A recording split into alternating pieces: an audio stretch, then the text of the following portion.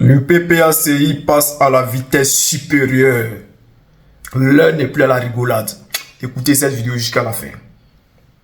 Le PPACI sollicite une audience auprès du Premier ministre à l'effet de lui soumettre de richesse la question de l'inflexion du nom de son excellence président Gbagbo sur la liste électorale. N'ayant reçu aucune réponse de ce premier courrier, nos partis ont adressé au Premier ministre un second courrier de menace le 12 avril 2024. Jusqu'à présent, le PPACI n'a reçu la moindre réponse du chef de gouvernement. Même pas à courtoisie, comme cela se fait dans une administration qui se respecte. Parce que dans un État, quand il citoyen vous écrit, quelle que soit la hauteur de votre fonction, dans une république, vous avez le devoir de répondre. C'est ce qu'on appelle la bonne gouvernance. Même pas un courrier d'accueil de l'initiation. Fidèle à la ligne politique de son fondateur, et malgré le mépris intolérable que le gouvernement affiche à notre endroit, nos partis continuent toujours de privilégier la recherche permanente des solutions pacifiques aux problèmes politiques. C'est dans cette logique que le PPACI a répondu et demande d'en tirer compte ces observations écrites au Conseil constitutionnel relativement à l'élection présidentielle.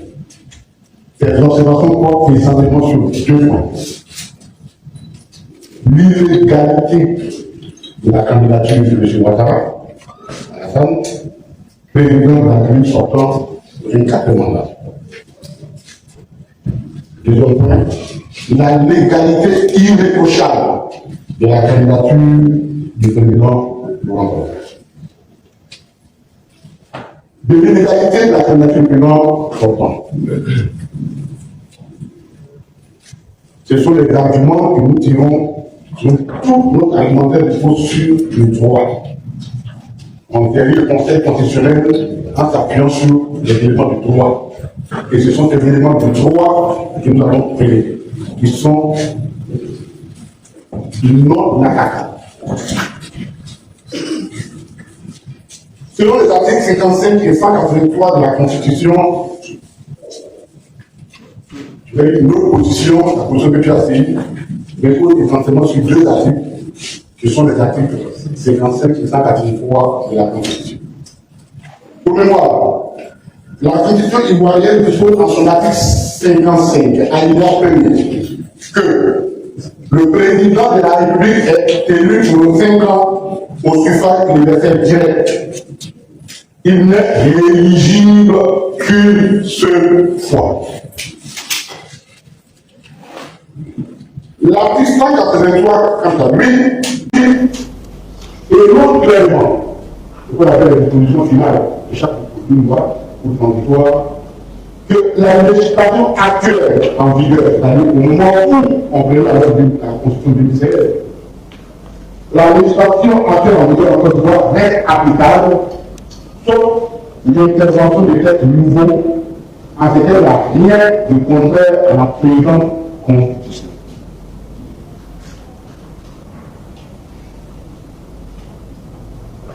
Or, il est constant en matière d'élection de la République, la Constitution de 2000, qui était en vigueur au moment de l'avènement de l'actuelle Constitution 2016, disposait en son article 35 alinéa 1er que le président de la République est élu pour 5 ans au suffrage universel direct, qu'il n'est éligible qu'une seule fois.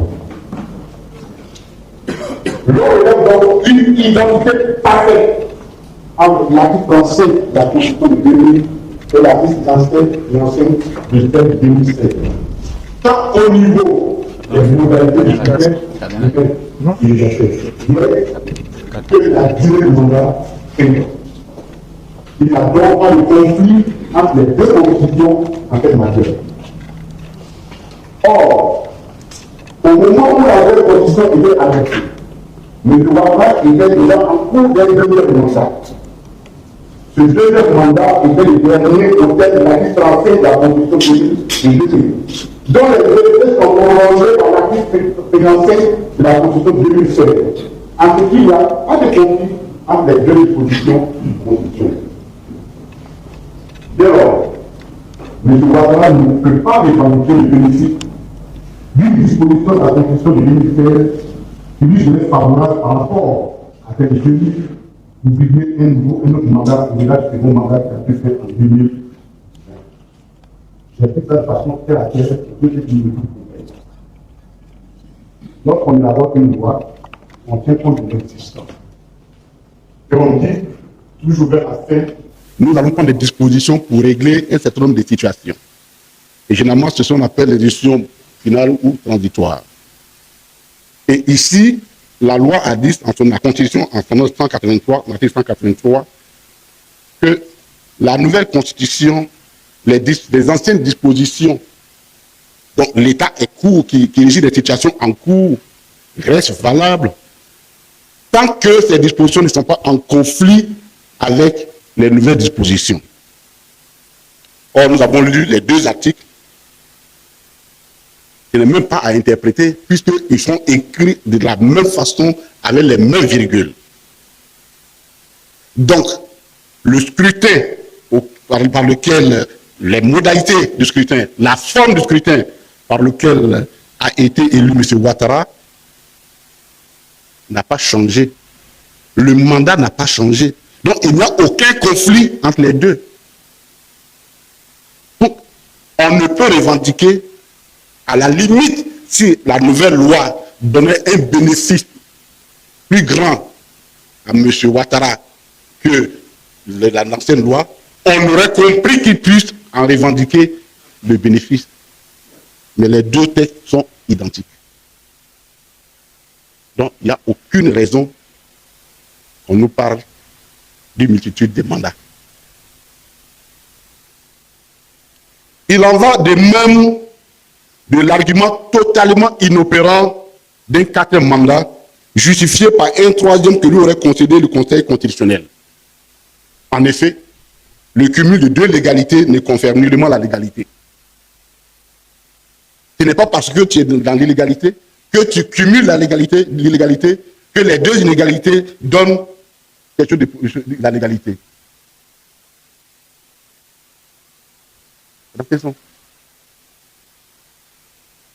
Un moins plus un moins, ça fait deux moins, ça fait moins. Ça, on nous a appris ça, en mathématiques. On ne peut pas, sinon autrement, il n'y aurait pas la récidive. Or,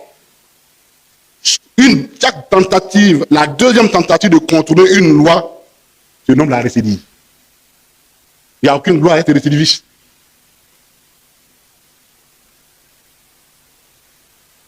Or, la récidive ne confère nullement la légalité. Au contraire, elle renforce la faute. Donc, pour le PPACI, la candidature du président Ouattara est absolument illégale. Juste pour rappeler qu'en 2010, M. Ouattara avait été candidat à titre exceptionnel pour une seule candidature. Le président Laurent Gbagbo avait pris une mesure constitutionnelle exceptionnelle, l'article 48, pour contourner l'insurmontable obstacle constitutionnel qui empêchait M. Ouattara d'être éligible. C'était le gain de la rébellion. Donc, le chef de l'État actuel a été autorisé de façon exceptionnelle à être candidat en 2010. Et cette question, d'ailleurs, va être le point d'achoppement entre lui et le président du Conseil constitutionnel d'alors, le professeur Vaudier. Il exprime de façon claire dans son livre Côte d'Ivoire, le Conseil constitutionnel 2010-2015. Et quand vous prenez ce livre, allez-y à la page 123 et 124, vous allez voir que le point d'achoppement, parce que Vaudier, pour ceux qui le connaissent, on peut tout lui reprocher, c'est vrai, mais il reste pour nous, au moins, on est obligé de le reconnaître et mettre une lumière pour nous. Et il a clairement dit, je ne peux pas, président, si vous ne changez pas la Constitution, je ne peux pas vous autoriser à concourir. C'est lui qui l'a dit dans son livre. Donc, le président du Conseil constitutionnel, déjà en 2015, entrevoyait l'incapacité de M. Ouattara à briguer une autre candidature en 2020. En 2015, oui, 2015. En 2015, sans une révision de la Constitution.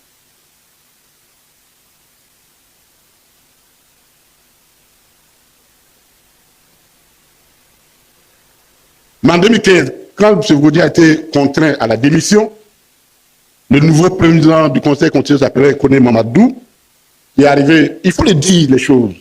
Ça aussi, parfois, ça nous échappe. Il est arrivé dans les arcanes du pouvoir par le bénéfice de la rébellion. Donc, paradoxalement, c'est à quelqu'un qui a combattu l'ordre constitutionnel de la Côte d'Ivoire à qui on a donné le droit, le pouvoir de veiller à la Constitution. Quel paradoxe! Quel paradoxe!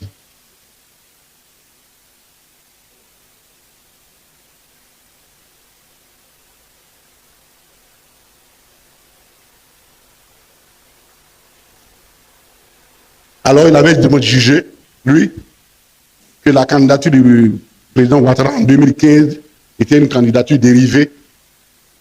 C'est-à-dire, tout simplement, je ne regarde pas la Constitution. Comme vous êtes président, par dérivation, vous pouvez être candidat. Voilà. Voilà.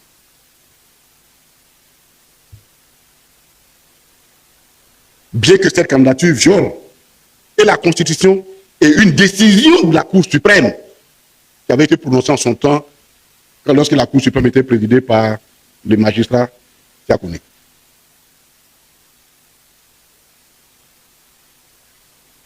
En 2020, le candidat du RHDP a fait un passage en force au prix de plusieurs pertes en vie humaine, dont certaines étaient franchement horribles et indignes de notre pays. Fort de ce succès, il entend utiliser le même mode opératoire pour un 4e mandat. Le PPACI s'oppose et s'opposera par tous les moyens légaux et pacifiques à ce 4e mandat.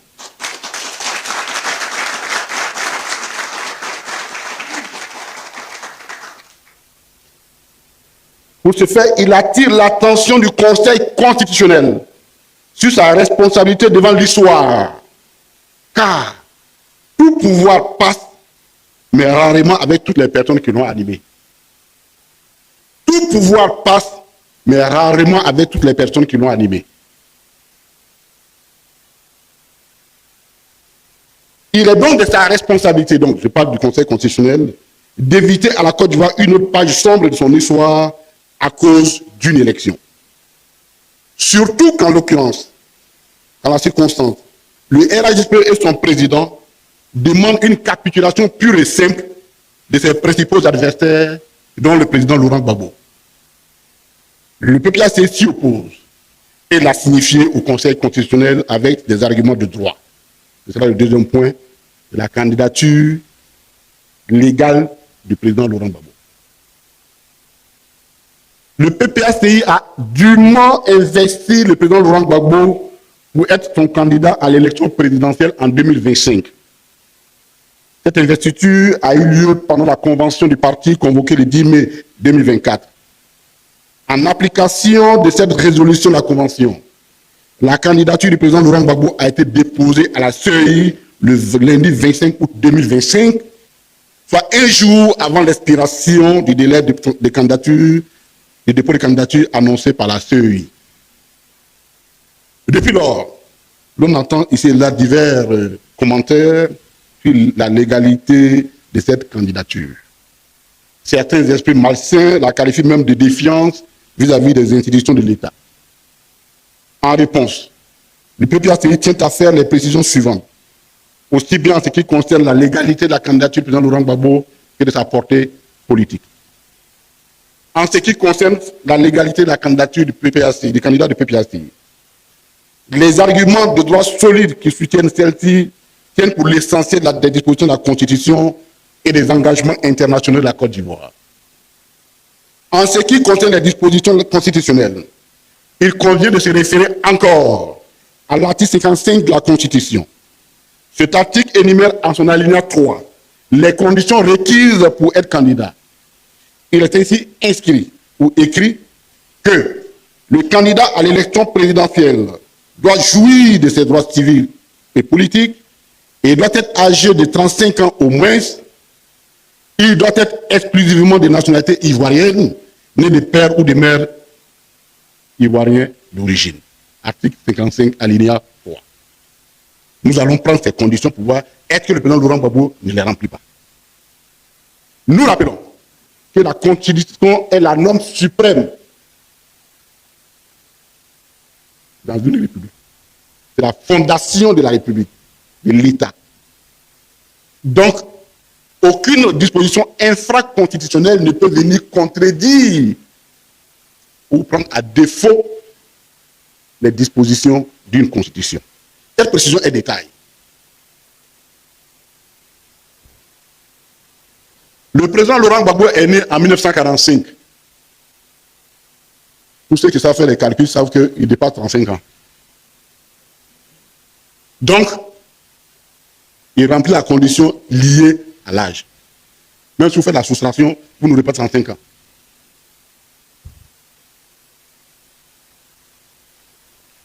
Le président Laurent Gbagbo jouit de l'entièreté de ses droits civils et politiques. J'insiste, je répète, je l'ai déjà dit ici, le président Laurent Gbagbo jouit de l'entièreté de ses droits civils et politiques. Aucun acte ou décision judiciaire portant déchéance de ses droits civiques et politiques ne lui a été signifié, ne lui a jamais signifié un tel acte. La décision qui circule dans les réseaux sociaux, mais qui ne lui a jamais été adressée, signifiée à l'intéressé lui-même, se rapportant à cette soi-disant condamnation, émanant du reste d'une juridiction totalement incompétente, vous jugez le président de la République, quel que soit le statut qu'on lui donnait à ce moment-là, qu'il l'eût considéré comme étant, que cette cour l'eût considéré comme étant ancien président de la République au moment des faits ou ancien président, elle n'a respecté aucune des dispositions qui encadrent les poursuites du président Laurent Gbagbo.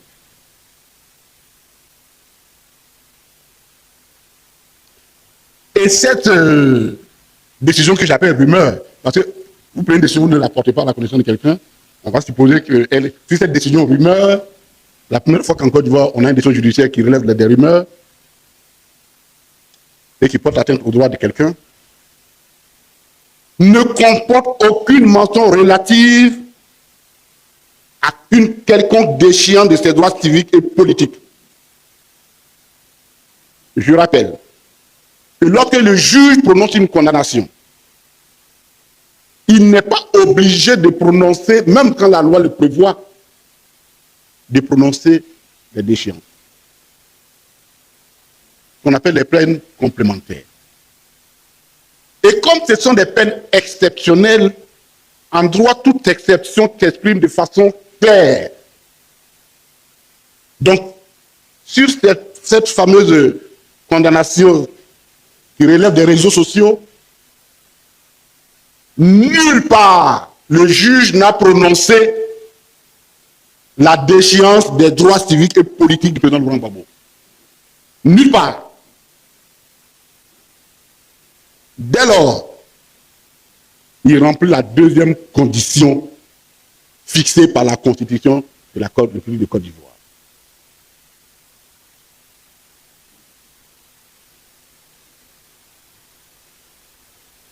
Au demeurant, des actes que le président Laurent Gbagbo pose tous les jours démontrent que le gouvernement est conscient qu'il n'a jamais été déchu.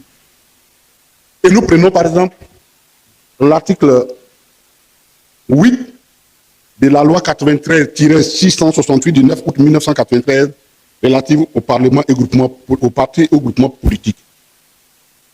Cet article dit ceci.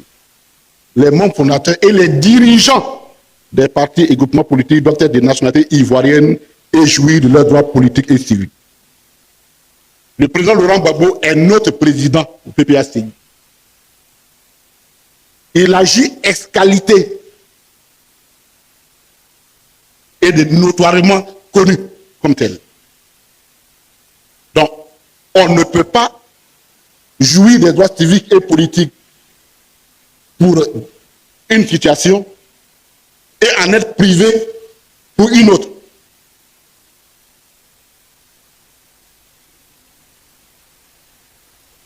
Le président Laurent Gbagbo est le président du PPAC.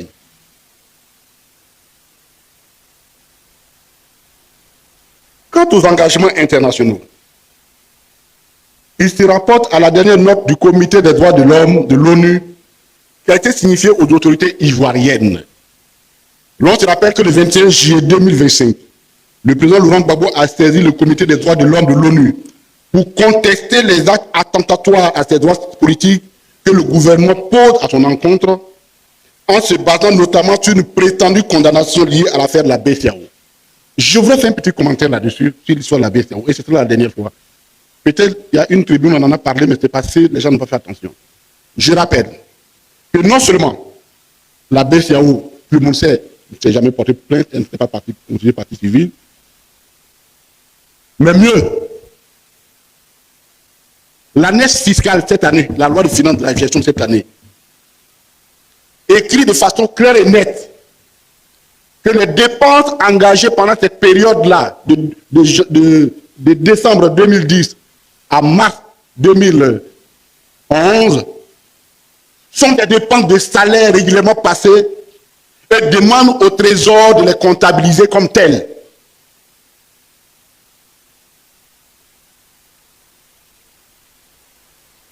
C'était le commentaire que je voulais faire.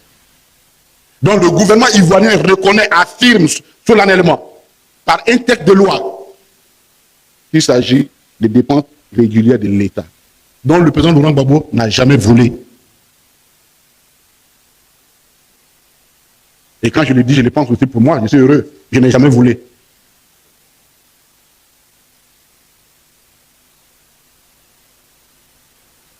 En réponse donc à la requête du président Laurent Gbagbo, le 20 août dernier, le comité a demandé à l'État de garantir l'exercice, à l'État ivoirien, effectif de ses droits, des droits du président Laurent Gbagbo, conformément à l'article 25 du pacte international relatif aux droits civiques et politiques. S'il est constant que les mesures provisoires demandées par le requérant ont été rejetées par le comité, il n'en dépend pas moins que le comité a expressément demandé à l'État ivoirien de veiller au respect des droits politiques et civils du président Laurent Gbagbo.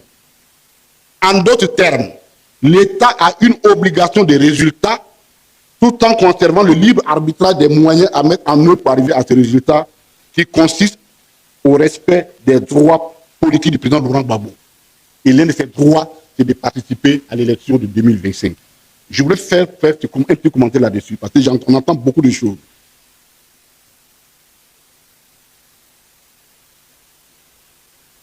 Lorsque nous avons saisi le conseil, le comité, nous avons demandé quelque chose de façon précise.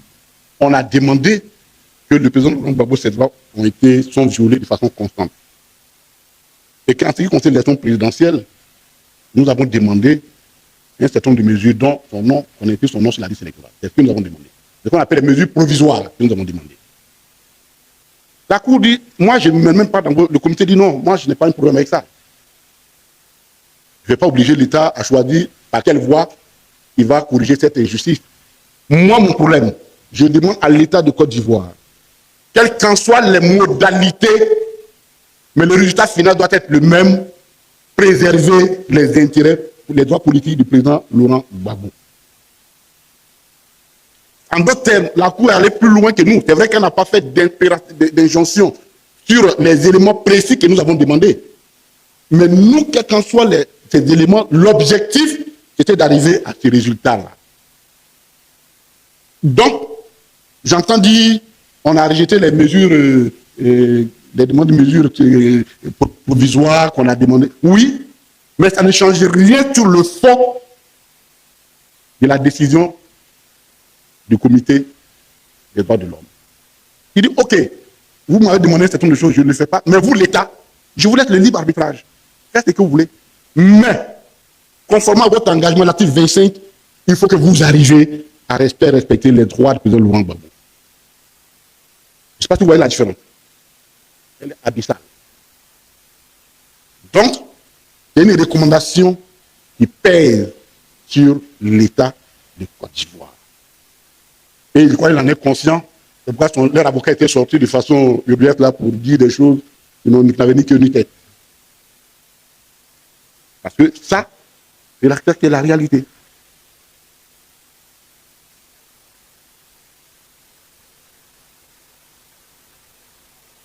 En tout état de cause, l'État ivoirien ne peut se soustraire de cette demande du Comité des droits de l'homme sans se mettre au banc de la communauté internationale ni violer la Constitution ivoirienne.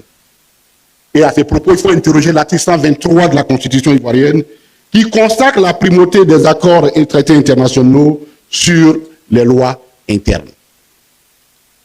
C'est d'ailleurs l'argument avancé par le Conseil constitutionnel en 2011 pour donner une notion constitutionnelle au pouvoir de M. Ouattara.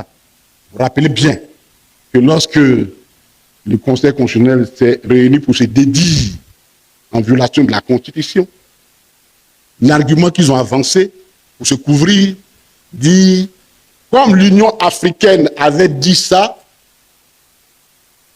donc, et que ces recommandations sont supraconstitutionnelles, donc elles sont au-dessus des lois ivoiriennes, au-dessus des lois ivoiriennes, nous nous donnons donc le droit de violer l'article 97 qui dit que les décisions du Conseil constitutionnel ne sont susceptibles d'aucun recours.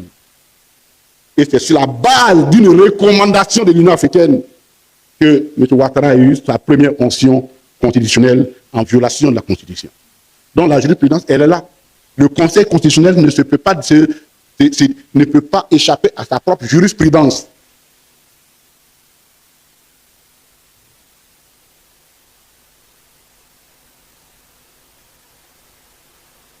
Et donc, que ce soit du point de vue du droit interne que du droit international, la candidature du président Laurent Gbagbo ne souffre d'aucune source d'illégalité. Nulle part on a écrit que pour être précandidat, il faut être inscrit sur la liste électorale. La Constitution n'a jamais dit ça. La Constitution n'a jamais dit ça. La Constitution a donné des éléments. Tout au plus, une loi peut venir expliquer, mais elle ne peut pas venir ajouter une charge sur la tête des candidats que la Constitution n'a pas prévue.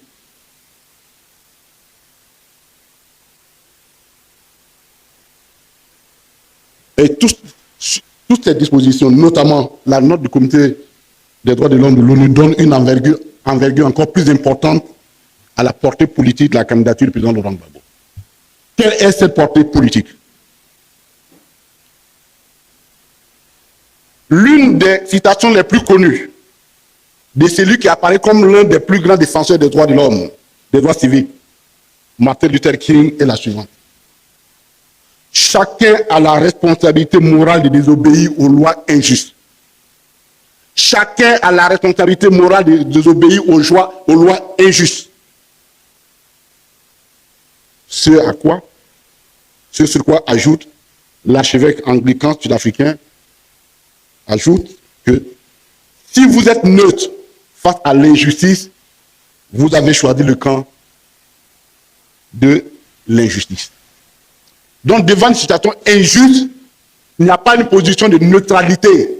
Il n'y a pas d'alternative devant une situation injuste. On la combat, on la combat, on la combat jusqu'à la fin.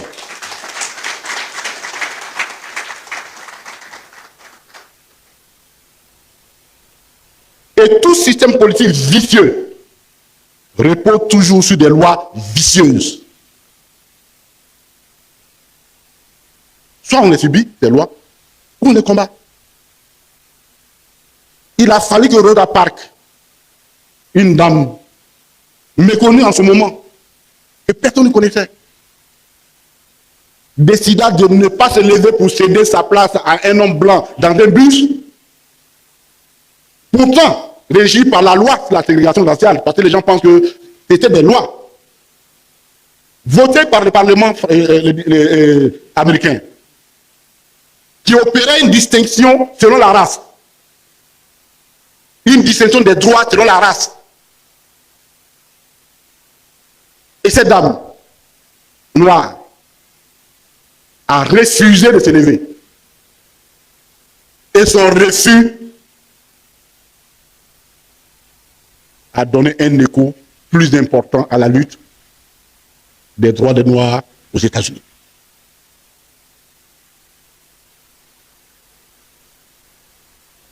L'apartheid aux États-Unis, en Afrique du Sud, elle était fondée sur des lois qui opéraient effectivement une hiérarchie dans la citoyenneté américaine et sud-africaine. L'apartheid, ça veut dire le mot, c'est le mot bourg, qui veut dire tout simplement séparation. Ce sont les résistants. Ce sont les résistants noirs américains et d'autres, parce que pas tous des noirs sud-africains, et d'autres, y compris des blancs, des indiens et autres, qui ont combattu ces lois-là pour que nous en arrivons à ce que l'Afrique du Sud est aujourd'hui. Tout près de nous, on n'en parle pas souvent. La colonisation était aussi fondée sur des lois.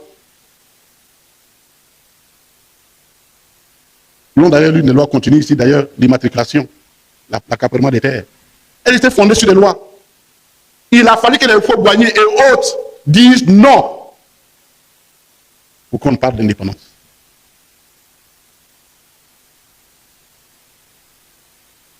Chaque fois que l'on refuse l'arbitraire et l'injustice, l'humanité fait un pas de plus vers son idéal.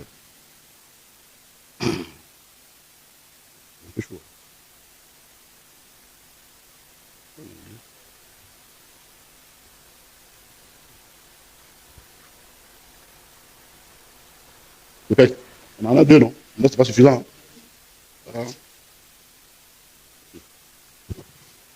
Voilà. Je répète, chaque fois que l'on refuse l'arbitraire et l'injustice, l'humanité fait un pas de plus vers son idéal. Or, le président Laurent Gbagbo est reconnu pour être un combattant inlassable, depuis sa tendre jeunesse, des situations injustes. Son courage et sa détermination ont réouvert l'accès au droit du vote multipartiste en Côte d'Ivoire. Lui qui a tout donné pour ce droit fondamental dans une république ne peut accepter d'en être arbitrairement privé. Sa candidature s'inscrit dans la logique de son combat politique. Respectueux des valeurs républicaines, il a essayé toutes les voies du dialogue. Malheureusement, celles-ci lui ont été hermétiquement fermées par le régime, parfois avec un mépris consommé, comme l'ignorance totale accordée à ces deux demandes d'audience. En fait, le régime attend de nous, du président Laurent Gbagbo et de nous, une simple capitulation. Avec en prime de capitulation, que le président Laurent Gbagbo reconnaisse son état de braqueur de banque.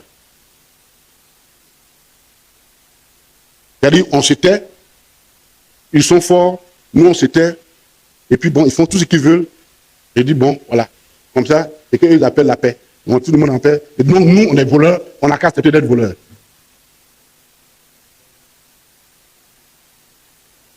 Le PPACI refuse la capitulation devant l'arbitraire.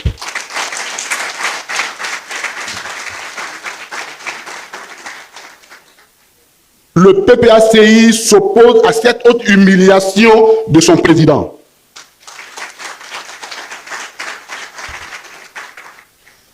S'il est vrai que le président Laurent Gbagbo occupe le poste avant-gardiste, la position avant-gardiste dans ce combat, il n'en demeure pas moins vrai que ce combat est l'affaire de toutes et de tous. Le président Laurent Gbagbo a clairement parlé à Port-Boué le 7 juin 2025. Il a surtout parlé le 16 août dernier à Yopougon. Il ne fait l'ombre d'aucun doute. Le RHDP, comptant sur les forces de la République qu'il croit avoir privatisées, veut opérer un passage en force pour s'imposer, confirmant ainsi qu'il détient sa légitimité que des armes. nous devons nous y opposer, sans armes, ni violence, mais avec la détermination qui fait reculer même les montagnes. En utilisant tous les leviers démocratiques qui s'offrent à nous, selon notre constitution. C'est une responsabilité collective qui dépasse la seule personne du président Laurent Gbagbo et celle des seuls militants du PPACI.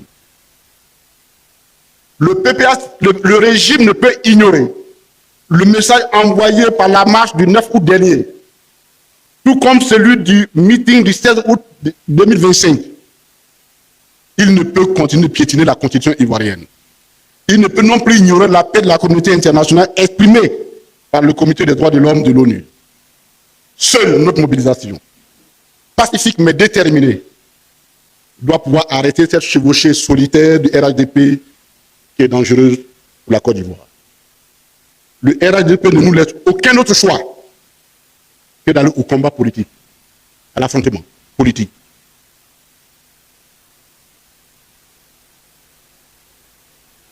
Sauf si le Conseil constitutionnel en décide autrement dans l'intérêt primordial de la nation. Nous avons tout fait pour éviter la confrontation, pour éviter le combat. Mais puisque cette confrontation s'impose à nous, alors menons-la alors au nom de la justice, de la République et de la démocratie.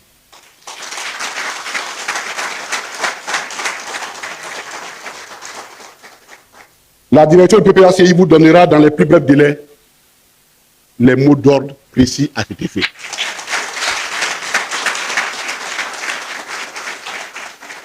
Que Dieu bénisse la Côte d'Ivoire et la préserve de toute forme d'adoration de l'injustice.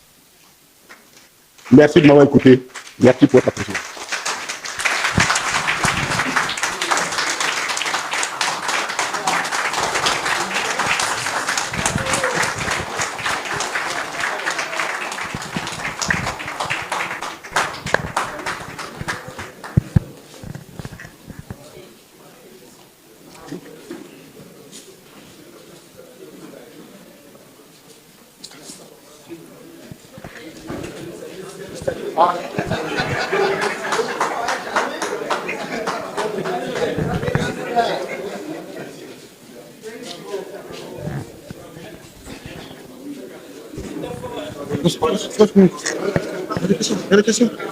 Oui, des questions.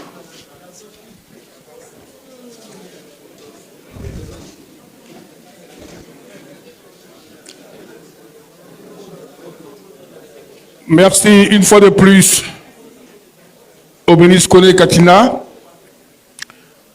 Merci aux conférenciers pour ces déclarations claires et engageantes. Nous allons maintenant entamer la session des questions-réponses. Je rappelle, à toutes fins utiles, cette conférence est ouverte à la presse. Pour des raisons de temps, nous limiterons chaque intervention à une seule question. Veuillez également vous présenter, prendre votre média et être assez concis. Je demande au protocole de passer le micro pour les questions. On commence par une série de 5 questions. Allez-y, commencez par là, comme ça au fur et à mesure.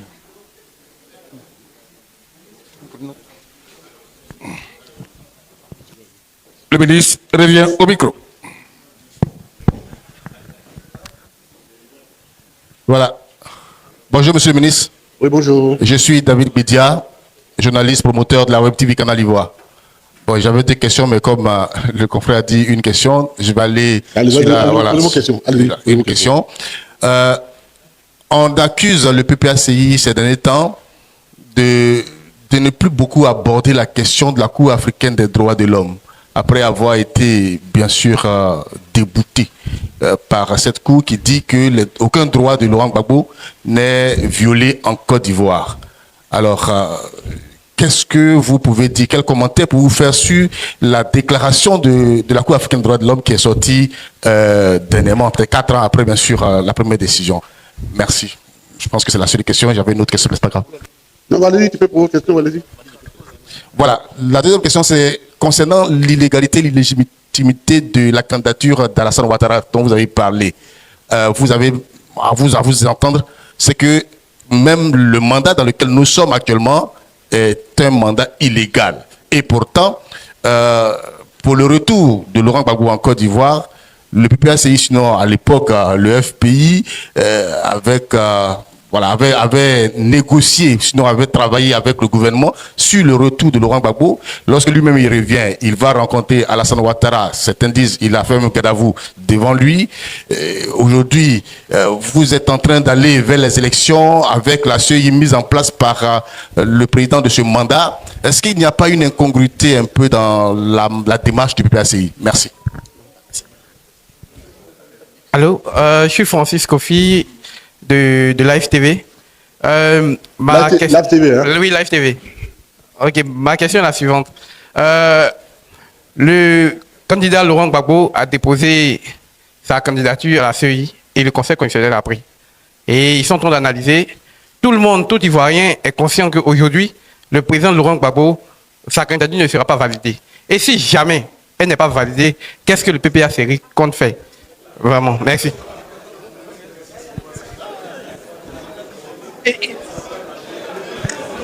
On y va, s'il vous plaît. On y va. Non, en fait, On continue sur la série de questions, s'il vous laissez les plaît. journalistes parler. Laissez-les. Oui, Julia Guggenheim. Ils font leur travail, laissez les journalistes parler. C'est Oui. On écoute, s'il vous plaît. Je suis Julia Guggenheim pour France 24. Je voulais savoir comment est-ce que vous analysez, enfin, déjà, qu'est-ce que vous savez de l'arrestation de Ziggy Ibrahim et comment est-ce que vous analysez cet événement, voilà, qu'est-ce que vous pouvez nous en dire? Merci.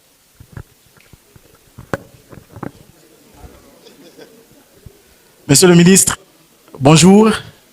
Yannick Bayard pour la voix originale. Dans vos propos liminaires, vous avez déclaré avoir écrit le dimanche 31 août dernier au Conseil constitutionnel pour 2 raisons majeures. Primo, l'illégalité flagrante de la candidature du président sortant Alassane Ouattara.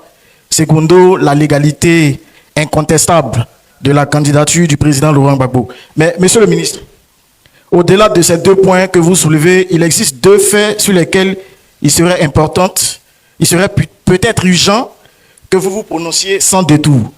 Premier fait, lors de la publication de la liste provisoire des candidatures par le Conseil constitutionnel, une anomalie a sauté aux yeux.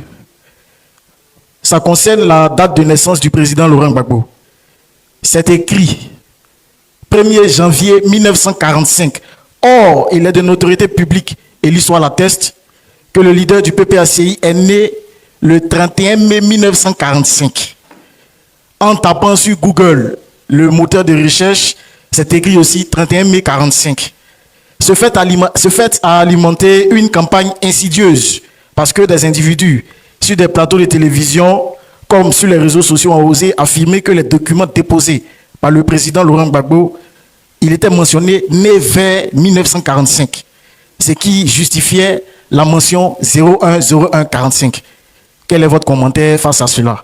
Deuxième fait, très rapidement, il s'agissait de la candidate du MGC, Madame Simone Eivé.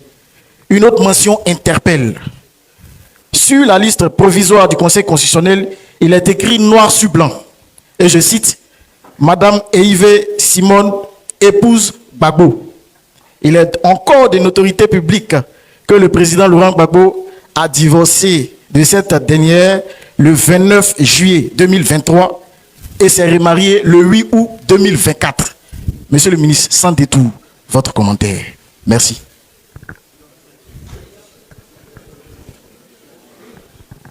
Ok. Bonjour, monsieur le ministre. Mon petit, ça va? Je me nomme Soro Diabiga. Je suis journaliste à Afrique. S'il vous plaît, on écoute. Monsieur le ministre, vous avez dit dans votre propos liminaire que le PPACI se donnera tous les moyens légaux pour aller à la confrontation politique. Légaux, tous les moyens légaux, c'est ce que j'ai dit. Et c'est clair, on comprend donc que vous entendez être encadré par la loi, vous ne voulez pas être en confrontation avec la loi dans ce combat-là. Mais dans la chute de votre propos, vous avez dit aussi que dans peu de temps, on vous donnera des mots d'ordre précis. Et vous ne craignez pas d'être inquiété et vous ne craignez pas que ces propos prêtent à confusion quand vous dites qu'on vous donnera un mot d'ordre bien précis. C'est ma question qui est là. Merci.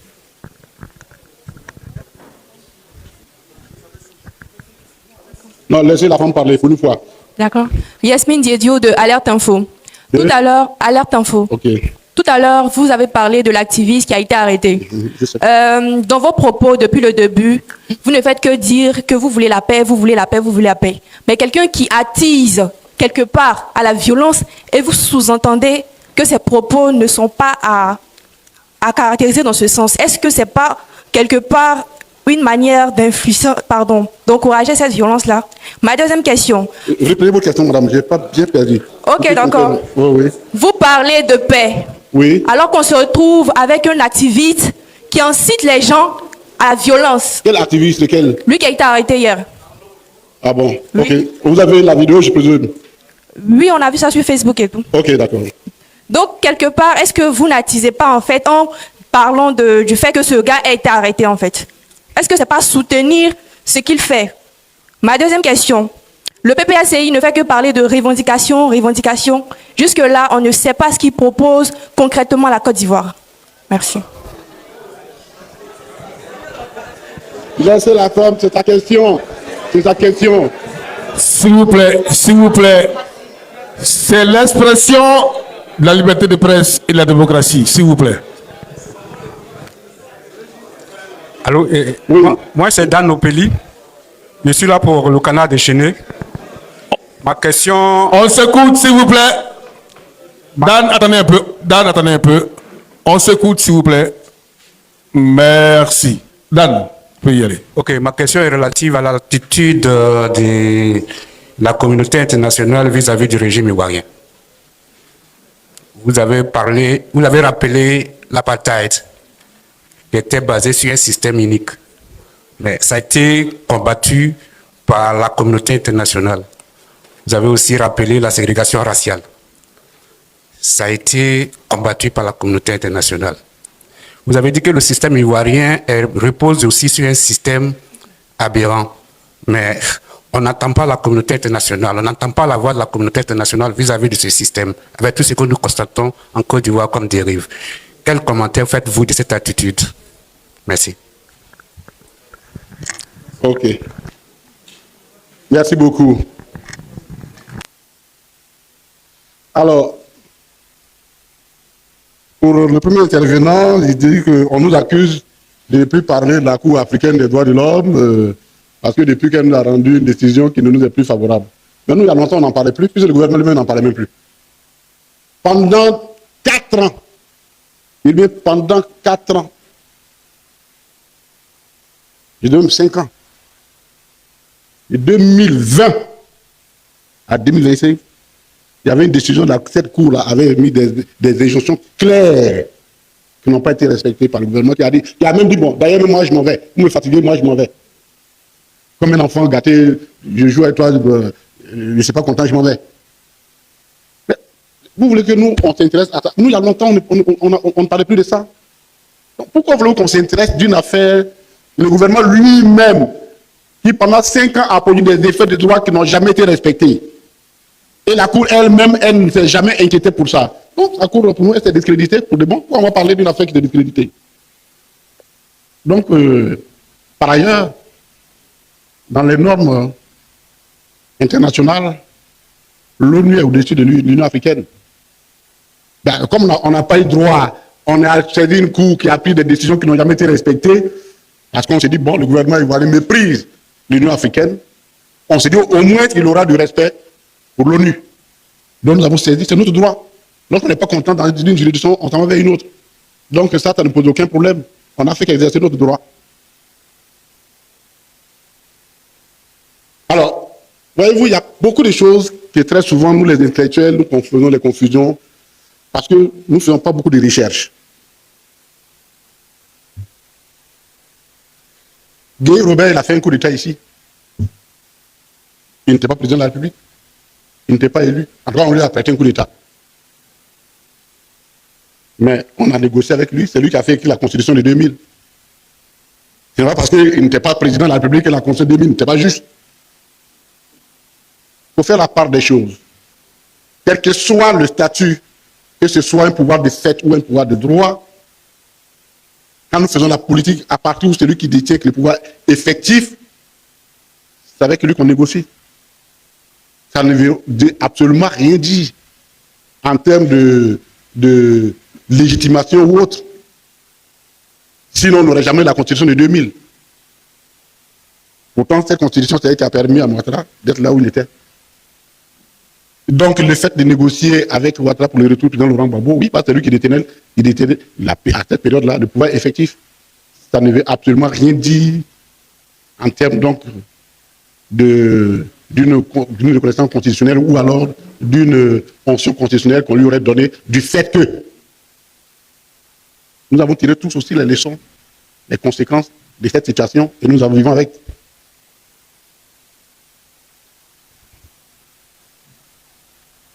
Alors, quelqu'un dit ici, c'est notre ami de l'AFTV, que tous les Ivoiriens croient que la candidature du président Laurent Gbagbo ne s'est pas validée. Bon, moi, je ne suis pas Ivoirien. Parce que moi, je pense que le Conseil constitutionnel n'a aucune autre possibilité que de valider la candidature du président Laurent Gbagbo. Il n'a aucune autre idée. On vient de vous donner tous les éléments du droit. Alors, si vous le dites, c'est-à-dire que vous êtes d'accord avec nous qu'on n'est plus dans un état de droit. Parce que tous les éléments de droit, on vient de vous les donner. Donc, nous ne sommes pas dans ça. On ne préjuge pas de la mauvaise foi des gens. Au PPACI, nous préjugeons toujours la bonne foi. C'est pourquoi nous agissons conformément à la loi, en espérant que ceux qui sont chargés d'appliquer la loi vont l'appliquer de bonne foi. Et quand tu nous demandes que tu n'es pas de bonne foi, nous tirons les leçons, nous aussi, de ce que nous avons en face de nous quelqu'un qui n'est pas de bonne foi.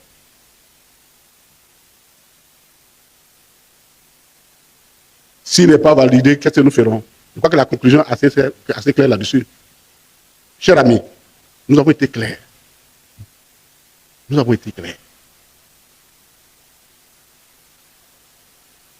Personne dans ce pays ne peut nous faire le procès de la violence ici en Côte d'Ivoire au PPACI. Nous sommes les victimes de la violence depuis notre bataille. Ils sont assis là. Ceux qui n'ont pas fait les prisons ici, là, on lève les mains. Nous sommes tous des anciens prisonniers. On ne le fait pas parce que nous voulons absolument le pouvoir. Le président Laurent Gbagbo n'a pas accepté ce supplice parce qu'il veut absolument le pouvoir. Il a fait pour que vous ayez le droit, un jour, le droit que vous avez aujourd'hui de poser une question à une autre personne et puis donner une opinion contraire à ce qui se disait en son temps. Ça lui a valu tous ces supplices qu'il a. Jusqu'à l'envoyer là où personne ne pensait qu'on pouvait envoyer un Africain pour envoyer un autre Africain là-bas. Il est revenu. Nous sommes des gens de la lutte. Nous sommes le fruit du combat politique. Nous n'avons jamais rien eu gratuitement. Nous nous battons.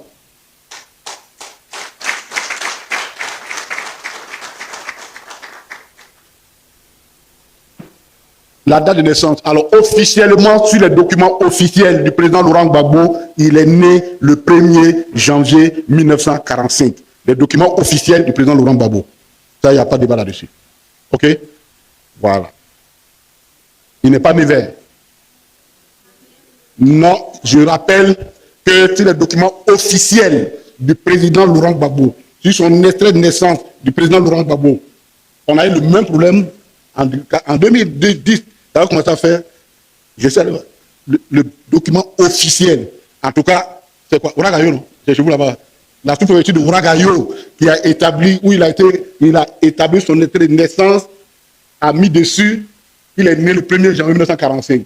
Il y a eu certainement une erreur, il n'a pas voulu faire un acte d'individualité, il a vécu avec, ce n'est pas nouveau, sur tous ces diplômes, ce qui est mis là-dessus.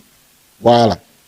Ça arrive, il y a des situations comme ça, où on met, l'état civil fait une erreur, la personne s'en accommode, et puis elle vit avec. Il n'a pas besoin de faire un acte d'individualité.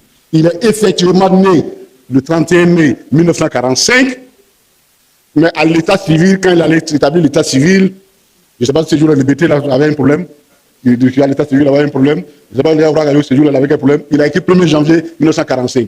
Le monsieur allait à l'école avec, il a fait ses diplômes à l'école avec. Ce n'est pas maintenant qu'il va changer. Voilà. Voici pourquoi vous comprenez. Ce n'est pas une erreur. En fait, de son fait, il subit une erreur et il vit avec. OK?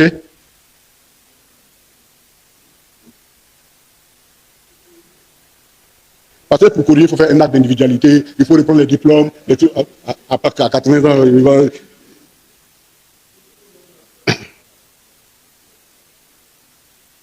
Alors, nous ne savons pas quels sont les éléments constitutifs du dossier de la candidate Simone Eivé. Nous supposons que le Conseil constitutionnel, elle a dû verser au soutien de son dossier une autorisation soit du président Laurent Gbagbo lui-même, soit d'une décision judiciaire qui l'autorise à garder le nom. Ce sont les deux conditions. Dans le cas, lorsqu'il y a un divorce dans le pays, je ne fais que rappeler la loi.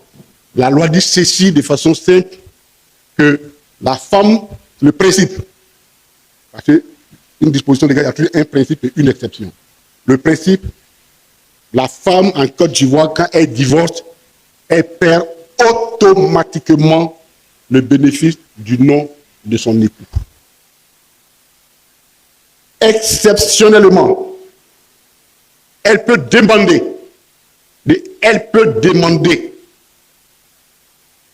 à son époux, à son ancien époux, de garder le nom s'il est établi que le changement de nom lui poserait un préjudice. J'explique simplement. La femme de Dano Djedje s'appelle Dano Djedje, elle est pharmacienne. Si sa pharmacie s'appelait pharmacie Dano, Djedje ou Dano, et qu'effectivement, pour une raison ou une autre, vous venez changer le nom pour dire, comme heureusement, c'est pas le bon exemple, mais heureusement, il n'a pas qu'à pour faire ça.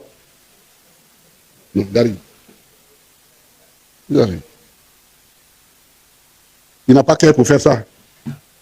Mais, de façon claire, elle peut dire non, si je change le nom, il y a un préjudice sur mon commerce. Et il demande donc à son époux, je veux garder le nom pour ne pas que j'ai un préjudice. Son mari donne une autorisation expresse. Si celui-ci refuse, elle peut saisir le conseil, le juge, et le juge, dans ces conditions, vu les arguments avancés, peut obliger son mari à lui concéder le nom par une décision judiciaire. Elle continue de porter le nom de son ancien mari. Nous supposons que le Conseil constitutionnel a toutes les faits donnés. Ce n'est pas à nous de nous prononcer là-dessus. Nous nous en tenons seulement à ce que la loi dit et nous avons rappelé ce que la loi lui dit. Je suppose que le président Gbagbo a dû lui donner un nom ou bien on n'en sait rien. Donc pour le moment, c'est ce que je peux vous dire. Il appartiendra au Conseil constitutionnel de regarder dans son dossier et de décider en connaissance de cause.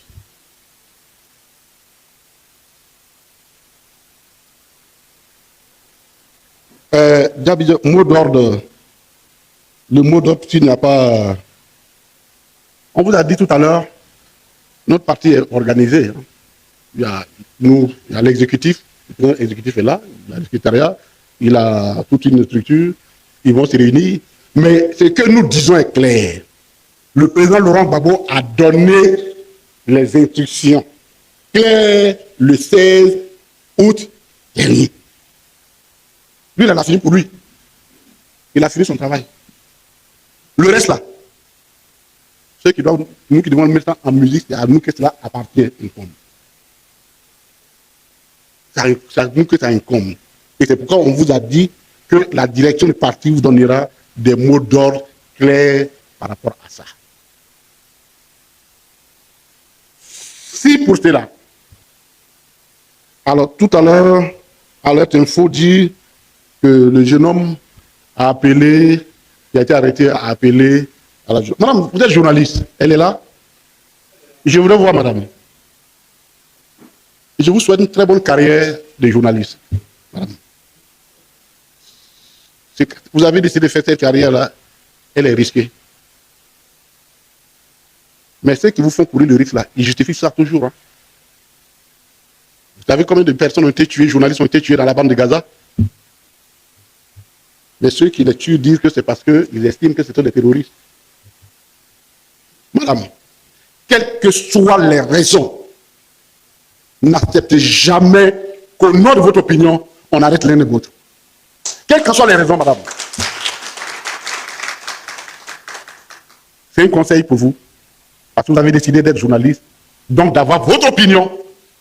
Et dans Côte d'Ivoire, l'opinion peut être tout ce qu'on veut. Mais arrêter quelqu'un pour son opinion, c'est contraire à la Constitution. Madame. N'acceptez jamais ça. Quel que soit le bord que vous pouvez défendre. Et qui nous unit, c'est la République. Et qui nous unit, c'est la République. Et j'ai été heureux que dès que je suis arrivé, les premiers journalistes qui m'ont abordé se sont inquiétés. Parce qu'ils se disent c'est l'un des nôtres. Maintenant, qu'est-ce que le PPACI propose?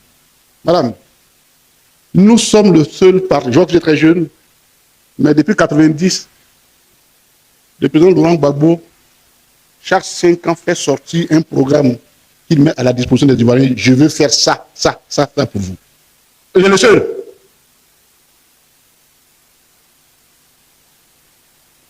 Voici, madame, le programme du gouvernement du président Laurent Gbagbo, le PPACI. Dedans, il y a tout.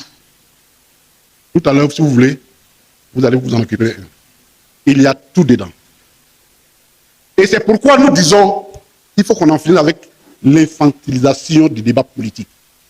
Et qu'on aille à la politique au lieu de nous retenir par des choses inutiles. Si nous n'étions pas en train de nous battre pour des choses inutiles, parce que quelqu'un veut absolument garder le pouvoir, vaille que vaille, nous serions peut-être sur vos plateaux en train de discuter de nos idées. Nous serions en train de faire ça, madame. C'est pourquoi nous nous battions. C'est pourquoi nous continuons de nous battre dans ce pays-là. Pour que vous, quand vous êtes de notre âge, vous ne connaissez pas ce qu'on nous fait subir aujourd'hui. Et qui a avalé à ce monsieur qu'on est envoyé à la CPI à 65 ans, dans les pires conditions de la vie. C'est pour que vous soyez libres. Et qu'on fasse la politique autrement dans ce pays. Sans la violence, rien que dans les échanges d'idées. Donc, j'ai l'habitude de dire, c'est mon professeur, c'était plus à l'ENA ou à l'université qui disait, professeur, la diplomatie ne s'occupe jamais des cendres froides. La diplomatie ne s'occupe pas des cendres froides. Attendez, les gens, ils ont l'Ukraine, ils ont Gaza, ils ont Trump qui est en train de parler toutes les mers avec ses armes nucléaires au dos. On ne sait pas à quel moment il va lancer une sur l'autre. C'est toi qui as un problème. C'est la façon dont tu abordes ton problème que la communauté internationale vient. Si nous sommes assis et que pour nous, bon, nous capitulons, oh, mais ils ont trop d'autres choses à faire. Quand Rosa Parks s'est levée, elle a refusé. Les États-Unis sont allés où ils sont allés. Et le monde a dit attention, ça se passe de l'autre côté. C'est la même chose. Il a fallu que Nelson Mandela et ses camarades aillent en prison dans des conditions. Parce que les Noirs sud-africains ont refusé l'inacceptable, qui était légal. C'est pourquoi je vous dis, tout ce qui est légal n'est pas juste. Tout ce qui est légal n'est pas juste. Parce que l'injustice dans une république se compte toujours à partir des lois. Donc c'est légal. Mais ce n'est pas juste. Ce n'est pas juste. Donc, sur la question de la communauté internationale, le Comité des droits de l'homme a fait une recommandation très forte à l'État de Côte d'Ivoire. Nous devons veiller à ce que l'État de Côte d'Ivoire applique ça. C'est notre responsabilité. N'attendez pas la communauté internationale qui a déjà suffisamment de situations compliquées de venir dans une situation où elle se dit tout est bon, normal. Si nous-mêmes nous admettons que tout est normal et que nous ne disons pas que tout n'est pas normal, ben eux, ils diront que tout est normal là-bas. Donc c'est notre responsabilité, monsieur Dan. Voilà ce que je voulais dire. Mesdames et messieurs, chers amis journalistes, vous savez, nous avons décidé de faire la politique. Et nous avons décidé de suivre quelqu'un qui incarne pour nous de grandes valeurs. Au-delà du fait qu'il s'appelle Laurent Gbagbo, né le 31 mai à Mama, de Koudou Paul et de Marguerite Gador, c'est ce qu'il mène comme combat qui fait que nous sommes derrière lui. Parce que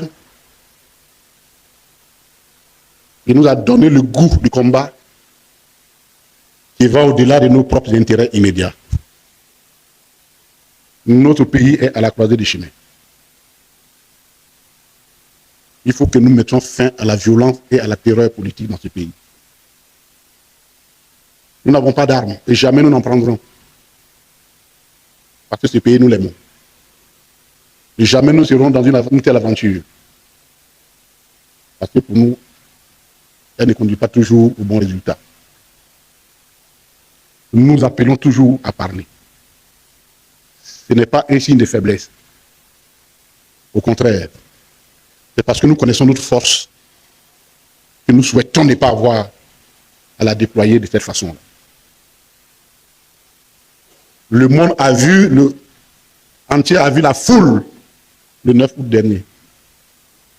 Le monde a vu la foule le 16 août dernier. C'est certainement peut-être moins que le 10e de la foule mécontente de la Côte d'Ivoire. Nous ne demandons qu'une seule chose, que le régime RHDP écoute la voix étouffante, non la voix étouffée de ce monde. Parce qu'en réalité, il n'y a aucune force dans une république qui soit au-dessus de la volonté populaire. C'est un conseil que je leur donne. C'est un appel qu'on leur lance. C'est un conseil qu'on leur donne. La responsabilité de la paix relève d'eux.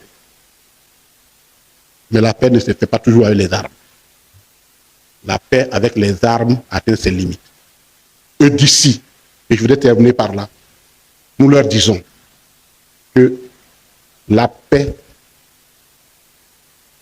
avec les armes a atteint ses limites en Côte d'Ivoire et le peuple leur a dit le 9 août et leur a dit le 16 août. Nous leur demandons tout simplement d'en tirer toutes les leçons. Que Dieu bénisse.